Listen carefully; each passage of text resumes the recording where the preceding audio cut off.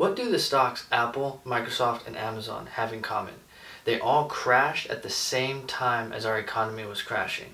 And currently, right now, these stocks are crashing. My name is Evan. This is my channel. Earn it, save it, invest it. Where I talk about the stock market, family, and anything financial. And in this video, I'm going to be discussing these 3 specific stocks and whether or not they're signaling a stock market crash here in 2019.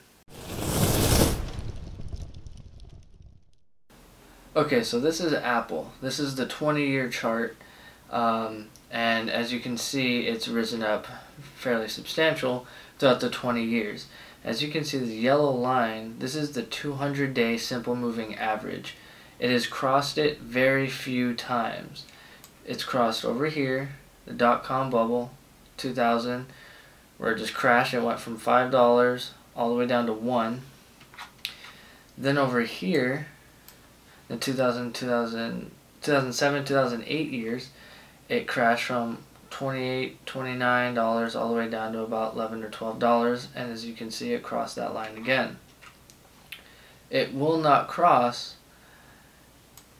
again. It touches it barely over here in, what is this, in 2013. It almost crosses it, and again over here in 2016, where it touches it barely. It touches that 200-day simple moving average, but it's not going anywhere. As you can see where we're at currently, if we ever want to touch this 200-day average again, it has to drop significantly still. I would have to say that this yellow line is a huge indicator when it comes to Apple and to anybody of where we're at. And the reason why I say anybody is, look at Microsoft.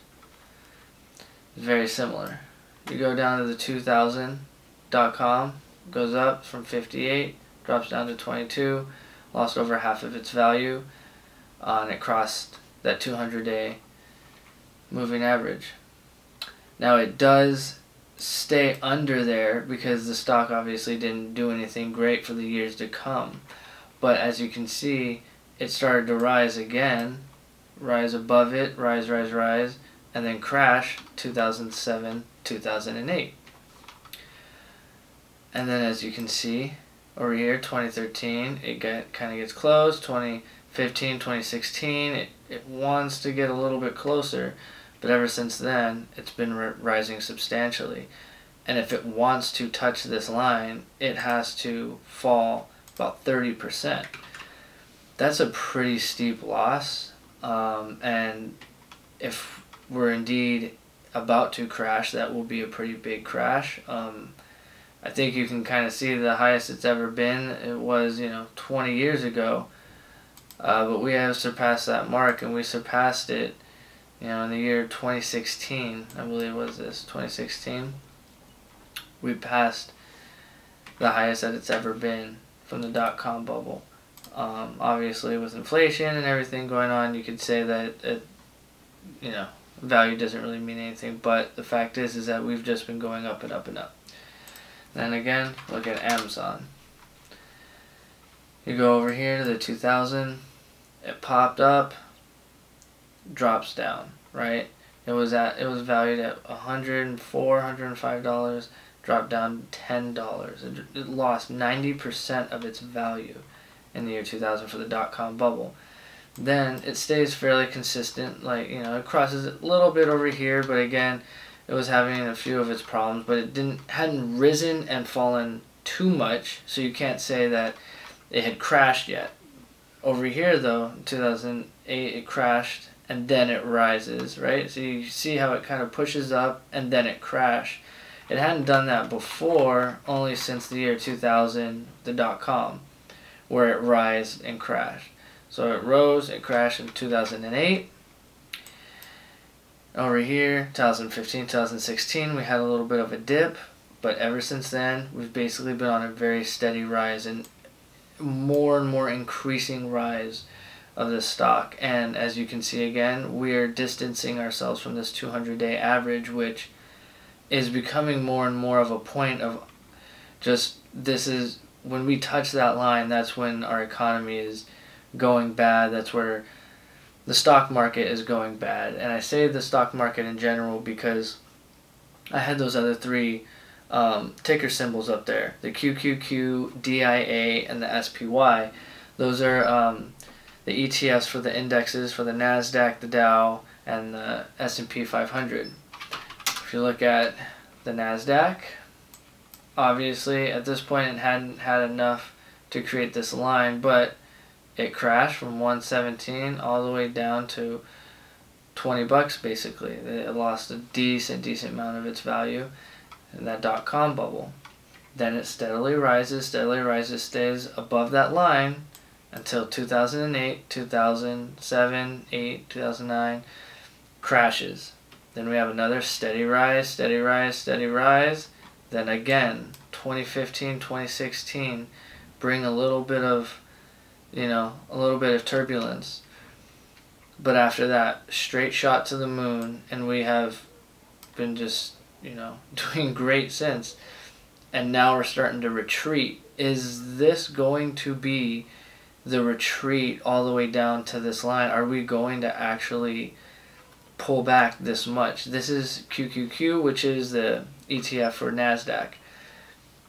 As you can see, if we pull back down more, I mean, it is only 15% compared to some of the other stocks. 15% isn't too much, but it is an indicator of where are we going. We are really pulling down. We're going under this as an exponential moving average, and we're really staying under it.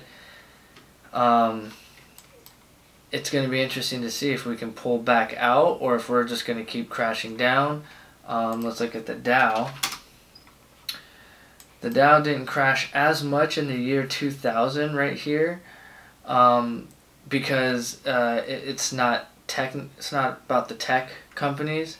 The Dow isn't filled with them, so it crashed a little bit later with the whole the war and everything that we had in 2001.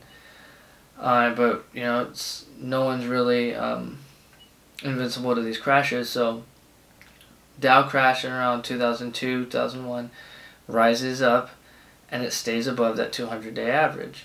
Then 2007, 2008 comes just completely crashing down, passes that 200-day average. Then we come back up.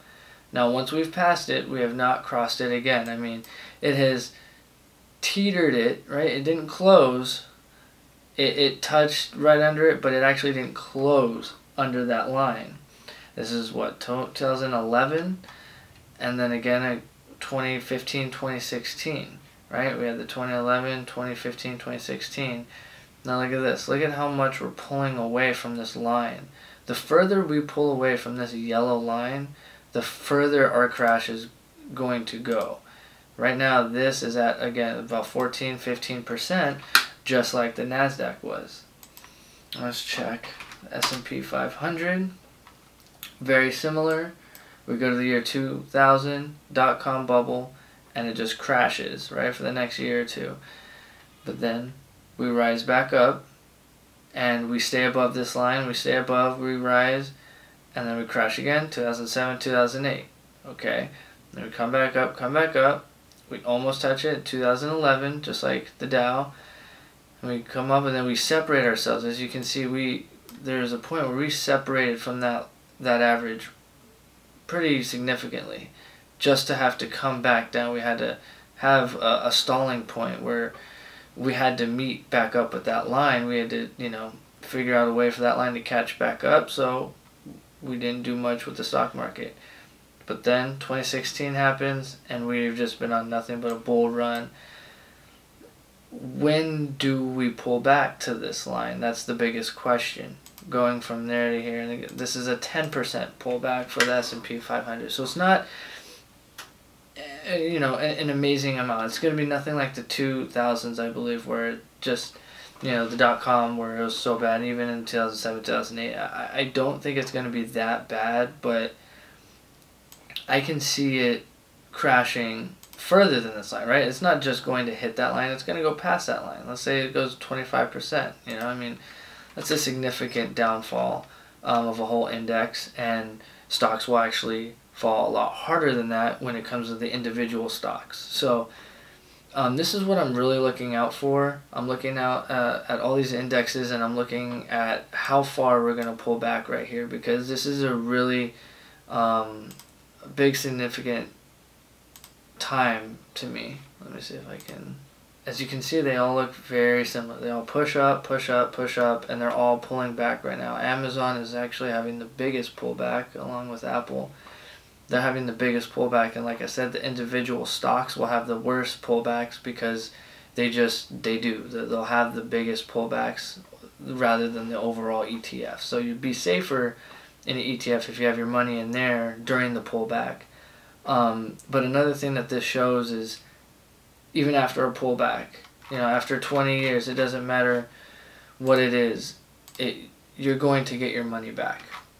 You look at Apple, and this is the 20 years. I mean, look at this significant. Yes, you may lose a little bit now, but think about what the next 20 years is going to look like for their chart. It's going to be pretty ridiculous. So, as you can see, some of the most oversold some of these stocks have ever been. They're all kind of tanking at this point. Amazon, I mean, look at this. They're all being oversold, just sold off like crazy. And the biggest question is, will they continue to sell off or not? I really don't know. I'm watching very closely. I hope not. I hope that this is a great buying opportunity, mostly because I will probably be buying. So if it does keep crashing, then I'll lose a little bit of money, but this is all money that I'm expecting to have through, years from now. So, you gotta be patient with the stock market. And as you can tell, it is all about patience. And these charts tell a lot about what can happen and what will happen. It's very obvious we have to reach this yellow line. We will touch this yellow line, and that is a significant pullback. It is a very significant pullback. And, in order to reach that line, almost all stocks are going to have to crash 20 to 50%, somewhere around there. So it's an interesting time to be in the stock market, to be watching what's going on. We're going to see if this keeps pulling back down, if we can push back up and really start making some money. Or maybe we just crash completely, and there we go. Now we have our next stock market crash, whatever they want to call it, they call it. And then most of the people that are smart about the money will make the most of their money during that time, because the stock market crash and the economy crash is actually when you can become the richest in a weird way.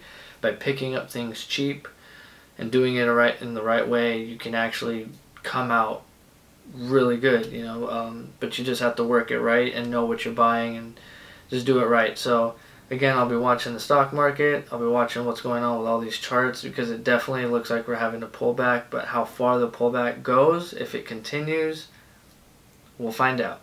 Thank you for watching my video on whether or not I think the stock market crash is going to come soon. I don't really know if it's happening in the next month, whether it's going to happen in 2019, whether it's going to happen even in the next year or two. I do not know. No one knows. But I do know that we will have to touch that 200-day moving average, and it will be a significant pullback. So I'm watching everything. Thank you for watching. Go ahead and click the like and subscribe, and never forget to Earn it, save it, invest it, buy low, sell high. I want assets, not liabilities, and you can count on compounded interest.